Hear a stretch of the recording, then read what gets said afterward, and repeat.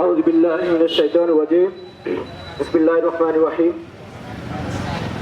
Israeli গণহত্যা এবং আগ্রাসনের প্রতিবাদে বাগারপাড়ার বিপ্লবী সংগ্রামী তৌহিদি জনতা কর্তৃক আয়োজিত আজকের এই বিক্ষোভ মিছিল এবং নো ওয়াজ নো স্কুল এই সারা বিশ্বে সংগঠিত এই অনুষ্ঠানের এই প্রতিবাদ মিছিল, এই বিক্ষোভ মিছিলে সমর্থন জানিয়ে বাগারপাড়ার যে সমস্ত জনতা, বিপ্লবী সংগ্রামী জনতা আজকে এই মানববন্ধন বিক্ষোভ মিছিলে উপস্থিত হয়েছেন, সবাইকে আমি সংগ্রামী শুভেচ্ছা এবং সালাম জানাচ্ছি।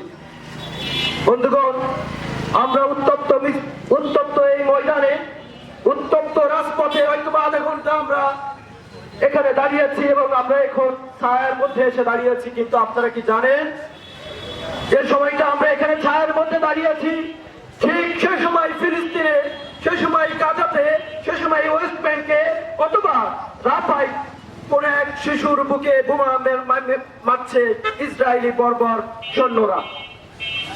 প্রিয় বন্ধুগণ, কিছুদিন আগে আমরা একটি গণ অভ্যুত্থান দেখেছি বাংলাদেশে, একটি বাংলাদেশের রক্তাক্ত অধ্যায় দেখেছি, বিপ্লব দেখেছি। আমরাও একটা সময় দীর্ঘ 36 দিন আমরাও ছিলাম গাজার মতো অবরুদ্ধ একটি বাংলাদেশ। আমরা সেই অবরুদ্ধ স্থান থেকে আমরা হয়তো মুক্তি পেয়েছি, কিন্তু এখনো পর্যন্ত গত প্রায় অর্ধ শতাব্দী কাল ধরে আমাদের ফিলিস্তিনি ভাইয়েরা বোনেরা সংগ্রাম করে যাচ্ছে, তারা কিন্তু এখনো মুক্তি পায় নাই। প্রিয় বন্ধুগণ, উপস্থিত সংগ্রামী জনতা, আমরা একটু ইতিহাসের দিকে ফিরে যাই। 1948 সালের পর থেকে গাজাতে, রাফায়, ওয়েস্ট ব্যাংকে, পশ্চিম তীরে সর্বপ্রথম ইসরায়েলিদের বসতি শুরু হয়। এরপরে আমরা দেখেছি পরপর কয়েকটি যুদ্ধ আমরা ফিলিস্তিন এবং ইসরায়েলের মধ্যে সংগঠিত হতে দেখেছি।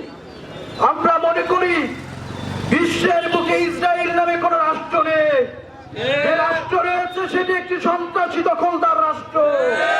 আমরা ইসরায়েলকে কোন রাষ্ট্র হিসাবে স্বীকৃতি দিতে চাই না।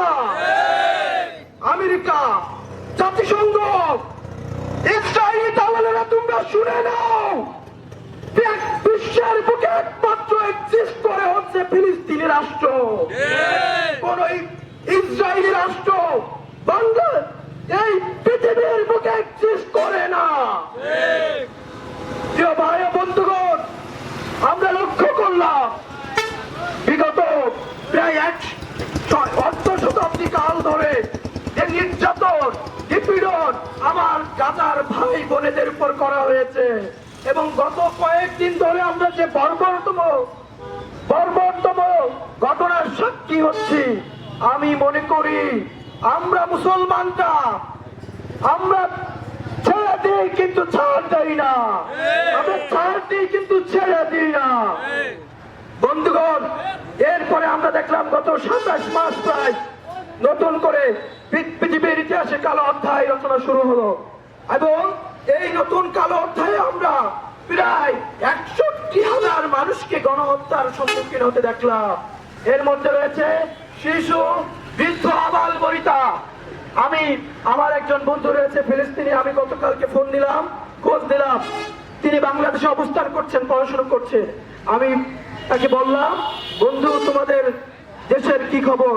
আমাকে বলল প্রায় গত 1 মাস ধরে তার পরিবার পরিজনের খবর সে নিতে পারে নাই, এবং বাংলাদেশ থেকে আমরা যে খবর পাচ্ছি সেটি প্রকৃত ঘটনা নয়, প্রকৃত খবর নয়, অনেক খবর আমরা পাচ্ছি না, মিডিয়া ধামাচাপা দিচ্ছে। বন্ধুগণ, এক ধরনের মিডিয়া কু হচ্ছে, একমাত্র আল জাজিরা কিছু খবর আমাদেরকে দিচ্ছে, অন্য কোন মিডিয়া, বিশ্ব গণমাধ্যম আমাদেরকে প্রকৃত চিত্র তুলে ধরছে না। আমি মনে করি এই বিশ্ব গণমাধ্যম গুলো আমেরিকার দালালি করছে, বিশ্ব গণমাধ্যম গুলো ইসরায়েলের দালালি করছে। আমি এসব গণমাধ্যমকে হুঁশিয়ার দিতে চাই। একই সাথে বাংলাদেশ নামক যে রাষ্ট্র, সে রাষ্ট্রের কর্তা ব্যক্তিদেরকে, অর্থকর্তাদেরকে বলতে চাই, আপনারা স্পষ্টভাবে ফিলিস্তিনের পক্ষে অবস্থান নেন। আপনারা জাতিসংঘে প্রয়োজনে ICC আন্তর্জাতিক অপরাধে ফিলিস্তিনের পক্ষ ইসরায়েলের বিরুদ্ধে মামলা করুন। আমরা বাংলাদেশের জনগণ এই অভ্যুত্থানের সম্মুখ সারির যুদ্ধ, আমাদের পিছনে জাল থেকে গেছে, আমাদের পিছনে হয় শাহাদাত, নয়তো বিজয়। আমরা সামনে আপনাদের সাথে আছি, বিজয়ের জন্য আপনারা পদক্ষেপ নেন, নতুবা আমরা শাহাদাতের জন্য প্রস্তুতি নিই। প্রিয় বন্ধুগণ, একই সঙ্গে আমরা বাংলাদেশের জনগণ, আমরা জনগণকে বলতে চাই, জনগণ, ইসরায়েলের সব প্রোডাক্ট রয়েছে, সেই প্রোডাক্টগুলো বয়কটের সময় এখনই।